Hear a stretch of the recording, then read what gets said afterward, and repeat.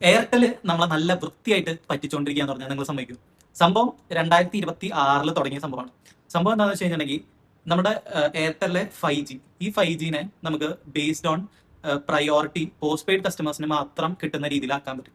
ഇപ്പൊ നമ്മളൊരു വലിയൊരു മാളിലോ അല്ലെങ്കിൽ ഒരു ഇൻഫോ പാർക്ക് പോലെയുള്ള ഓഫീസ് സ്പേസുകളിലോ പോയിരിക്കുമ്പോൾ അവിടെ ധാരാളം യൂസേഴ്സ് ഉണ്ടായിരിക്കും. അപ്പൊ ആ യൂസേഴ്സ് എല്ലാവരും ഒരുമിച്ച് ഈ 5G ഉപയോഗിക്കുകയാണെങ്കിൽ എല്ലാവരുടെയും സ്പീഡുകൾ പെട്ടെന്ന് തന്നെ കുറയും. അതുകൊണ്ട് തന്നെ എയർടെൽ കൊണ്ടുവന്ന ഒരു മാർഗ്ഗമാണ് പ്രയോറിറ്റി 5G. ഈ പ്രയോറിറ്റി 5G ഉള്ളത് നമ്മുടെ പോസ്റ്റ് പെയ്ഡ് യൂസേഴ്സിന് മാത്രമാണ്. ഈ പോസ്റ്റ് പെയ്ഡ് യൂസേഴ്സ് 5G ഉപയോഗിക്കുമ്പോൾ അവർക്ക് കിട്ടുന്ന നല്ല സ്പീഡ് ലിമിറ്റും കാര്യങ്ങളും കഴിഞ്ഞിട്ടുള്ള സ്പീഡേ ബാക്കിയുള്ളവർക്ക് കിട്ടുള്ളൂ. ഇപ്പോൾ ഒരു 100 പ്രയോറിറ്റി യൂസേഴ്സും 100 നമ്മുടെ പ്രീപെയ്ഡ് യൂസേഴ്സും ഉണ്ടെങ്കിൽ ആദ്യം ആ 100 പേർക്ക് നല്ല കൺസിസ്റ്റന്റ് ആയിട്ട് അവർ ഓഫർ ചെയ്യുന്ന സ്പീഡ് ലിമിറ്റ് എന്താണോ ആ സ്പീഡ് ലിമിറ്റിൽ കൊടുത്തിട്ട് ബാക്കി എത്രത്തോളം അക്കോമഡേറ്റ് ചെയ്യാൻ പറ്റും പ്രീപെയ്ഡ് യൂസേഴ്സ് ആ സ്പീഡേ ബാക്കിയുള്ളവർക്ക് കിട്ടുള്ളൂ. അപ്പോൾ ഈ ഒരു സംഭവം എനിക്ക് ശരിക്കും പറഞ്ഞാൽ മനസ്സിലായിരുന്നില്ല. അത് കഴിഞ്ഞ് ഓഫീസിൽ പോകുമ്പോൾ എയർടെൽ സിം വർക്ക് ആവാത്ത പോലെയാണ്. നമ്മുടെ ഒരു 5G ലിമിറ്റ് ഉണ്ടാവല്ലോ. ഈ 5G ലിമിറ്റ് അല്ല, നമ്മുടെ ഡേറ്റ പ്ലാൻ ലിമിറ്റ്. ഇപ്പൊ 2 GB പെർ ഡേ ആണെങ്കിൽ ആ 2 GB കഴിഞ്ഞ് കഴിഞ്ഞാൽ പിന്നെ നമുക്ക് നെറ്റേ കിട്ടില്ല. ഈ 5G സാധനം സ്ലോ എന്ന് വെച്ച് കഴിഞ്ഞാൽ അപാര സ്ലോ. ഞാൻ ഇതിനെപ്പറ്റി കൂടുതൽ പഠിച്ചു വന്നപ്പോഴാണ് എനിക്ക് മനസ്സിലായത് ഇപ്പൊ എയർടെൽ ചെയ്യുന്ന ഒരു പരിപാടിയാണ് പ്രയോറിറ്റി 5G. അപ്പൊ പോസ്റ്റ് പെയ്ഡ് യൂസേഴ്സിന് യാതൊരു വക പ്രശ്നം ഉണ്ടാവില്ല. എന്നാൽ പ്രീപെയ്ഡ് യൂസേഴ്സിന് നമുക്ക് പ്രയോറിറ്റി 5G ഇല്ലാത്തതുകൊണ്ട് തന്നെ പലയിടത്തും പോകുമ്പോൾ നമ്മുടെ 4G ലിമിറ്റ് കഴിഞ്ഞു എന്ന് വിചാരിക്കുക, അല്ലെങ്കിൽ 4G 5G ലിമിറ്റ് കഴിഞ്ഞു കഴിഞ്ഞാൽ പിന്നെ നമുക്ക് 5G കിട്ടില്ല, നമുക്ക് നെറ്റേ കിട്ടില്ല എന്നുള്ള അവസ്ഥയാണ്. പക്ഷെ ഈ സംഭവം നമ്മുടെ ജിയോയിലില്ല.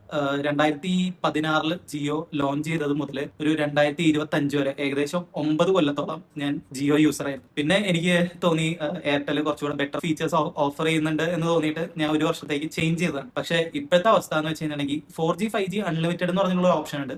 അത് എടുത്തു കഴിഞ്ഞാൽ മാത്രം നമുക്കൊരു അത്യാവശ്യം നെറ്റും കാര്യങ്ങളൊക്കെ കിട്ടും. ഈ 4G ഇല്ല എന്ന് വിചാരിക്കും. ഈ 4G 5G ലിമിറ്റ് ഇല്ലാതെ ഈ 5G അൺലിമിറ്റഡ് മാത്രമാണെങ്കിൽ നമ്മുടെ ആ ലിമിറ്റ് കഴിഞ്ഞ് കഴിഞ്ഞാൽ പിന്നെ നെറ്റും കിട്ടില്ല, ഒന്നും കിട്ടില്ല. വളരെ ബേസിക് ആയിട്ടുള്ള ഒരു മെസ്സേജ് അയക്കുക അല്ലെങ്കിൽ ഫോട്ടോ അയക്കുക, വീഡിയോ ഇങ്ങോട്ട് സെൻഡ് ചെയ്ത് കൊടുക്കുക, ഇതൊന്നും നടക്കില്ല.